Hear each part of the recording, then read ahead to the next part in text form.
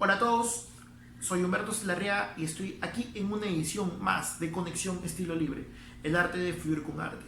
Bueno, el día de hoy tenemos un tema muy interesante que particularmente me encanta y es el arte urbano. Antes de proceder con esto, les digo o les pido que si la información les parece importante, por favor darle like y compartir. Y también sígueme en mis redes sociales, Humberto Celarrea HS en Facebook y en Instagram, Humberto Celarrea Art.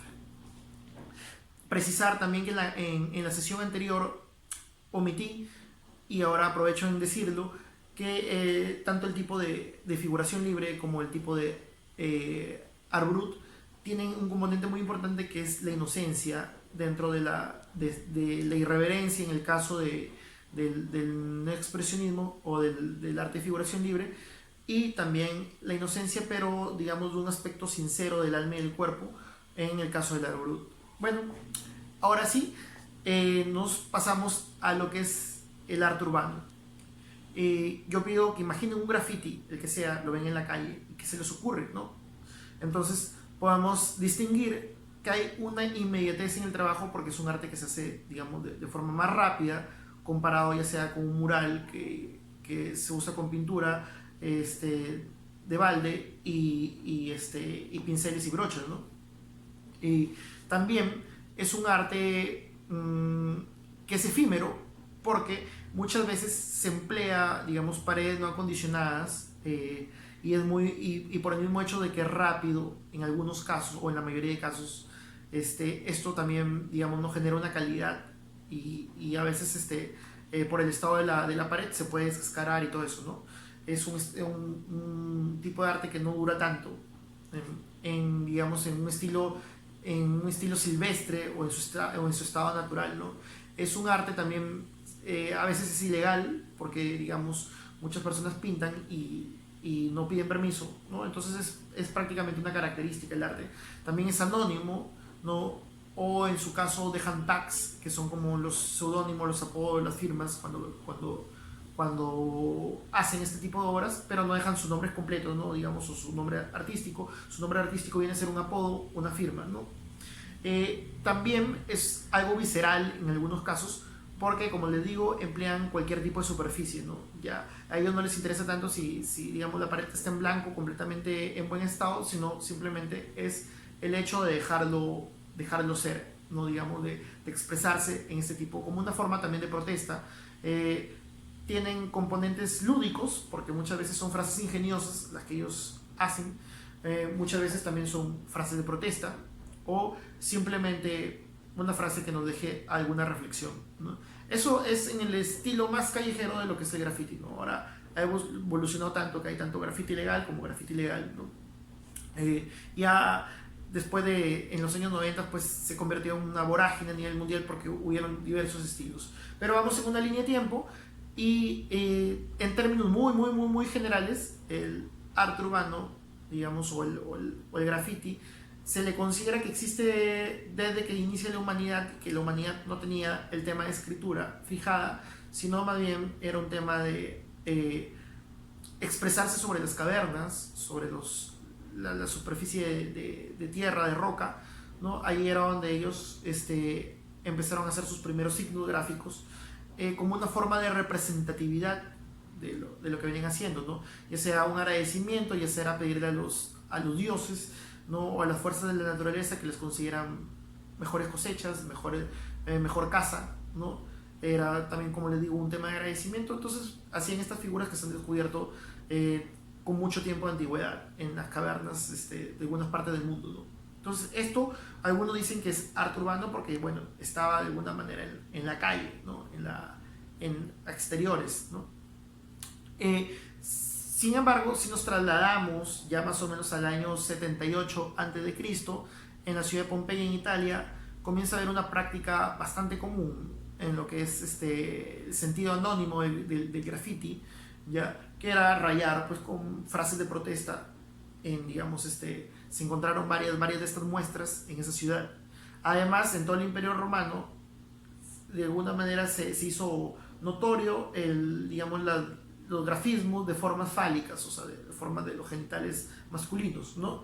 Entonces, como una forma de protesta también. Sin embargo, de ahí el panorama no cambió tanto hasta más o menos el siglo XIX. Nos trasladamos al Imperio Austrohúngaro, ¿no? Y ahí hay un personaje muy importante que se llama Joseph Kiselev, que es un personaje que en todo el Imperio Austrohúngaro se la pasó, digamos, poniendo su nombre por todos lados, ¿no? Joseph Kiselev. Y eso a él se le conoce como el abuelo del grafiti, ¿no? Interesante porque esto va a servir también, digamos, de alguna manera inconsciente o relacionada o no con el tema de los tags o las firmas que van a adquirir las pandillas después en los años 70 en Estados Unidos, ¿no? Sin embargo, todavía estamos en el Imperio Austrohúngaro, nos trasladamos unos años más, estamos hablando, Kisilak debe estar en 1840, 50 por ahí, ¿no? Ya llegamos casi al final del siglo XIX y tanto en Inglaterra como en Estados Unidos los indigentes se llegaron a comunicar en las paredes, ¿no? Digamos, para expresar, hicieron un lenguaje como encriptado para poder expresarse entre ellos, comunicarse entre ellos, pues porque eran personas de bajos recursos, no tenían cómo hacerlo y digamos, esta era su forma de expresión en las calles, ¿no? Luego, en la época de la Segunda Guerra Mundial, mucha gente protestaba, obviamente. Sin embargo, a Mussolini se le ocurrió hacer, digamos, unos moldes con su cara y tapar estas protestas, ¿no? En la época de Italia fascista. Y, digamos, de alguna manera creó, o si ya estaba creado, lo difundió más lo que es el stencil, ¿no?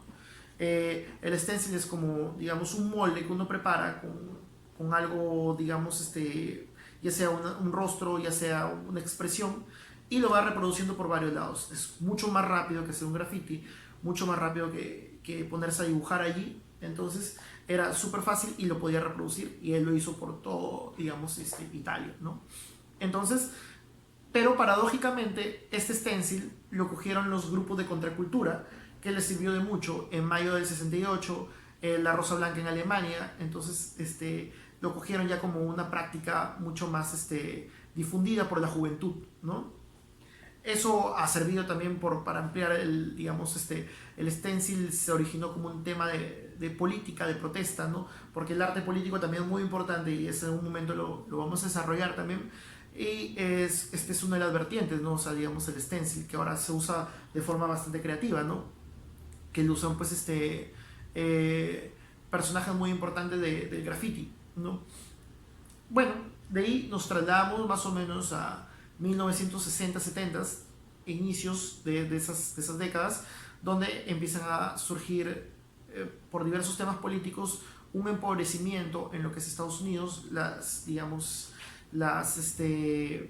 políticas sociales se vieron abruptamente restringidas. Esto originó una escalada de violencia y la violencia trajo consigo el pandillaje, y además de eso, todo el tema del sueño americano que había difundido Estados Unidos para de alguna manera distinguirse del comunismo restrictivo que había en la zona de Rusia, de la Unión de Repúblicas Socialistas Soviéticas. Entonces eso originó que mucha gente inmigrara también a esta zona, al país americano, y se originara una especie de barrios segmentados, ¿no? En los que destacaron los latinos y, bueno, obviamente los afroamericanos, que ya tenían mucho tiempo allí. Entonces estas personas empezaron a formar pandillas como para distinguirse de un lado a otro, ¿no? Y es ahí donde nace el tag. El tag es como una especie de firma, ya sea de un colectivo de pandillas o en su defecto de personajes individuales, que era una especie de marcar territorio en un inicio. Esta es mi pandilla, esta es mi zona, ¿no? Y rayaban, ¿no? Luego esto se vio ya de un tema más artístico, porque empezó a cambiar todo, ya empezaron a rayar trenes, ya empezaron a cambiar el lettering o el estado de las letras. Uno las hacían más bombeadas, otras las hacían más alargadas, uno las hacían más enrevesadas, y ahí nace lo que es el graffiti moderno. El graffiti moderno, pues, tiene estilos tan importantes como el wild style, ¿no? y entre otros que se han ido difundiendo. Se multiplicaron tanto los estilos, ¿no? Y tantas las formas de hacer graffiti, a pesar de las prohibiciones del gobierno, por ejemplo, americano, perdón, del alcalde de Nueva York en algún momento en los 70s, que se volvió escala global. Todos en el mundo en todas partes del mundo hay grafiteros, ¿no? Ahora, con creatividades tan interesantes, con temas tan versátiles, con estilos cada vez más sorprendentes, ¿no?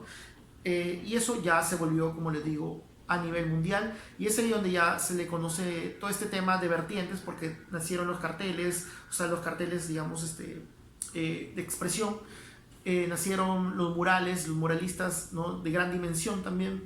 Todo esto ya de esta vorágine de estilos que se fueron creando y complementando, incluso mezclando, se le conoce como street art o arte urbano.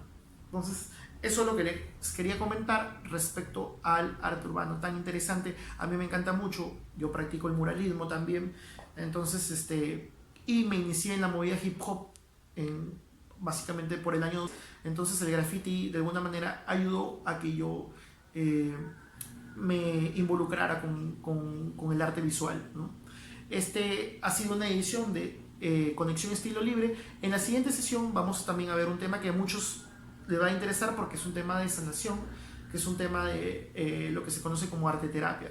Ahora que estamos en procesos pues, de cambios muy fuertes, de introspecciones muy fuertes, este es un tema que a muchos me han venido preguntando, ¿no? Cómo es el manejo emocional con el arte. Entonces vamos a contextualizar un poco lo que es el arte terapia para que ustedes puedan tener mayor conocimiento de lo que se trata, ¿no?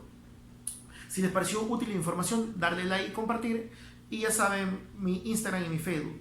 Instagram Humberto Salarrea Art y Facebook Salarrea HS. Esto fue Conexión Estilo Libre, el arte de fluir con el arte. Bien.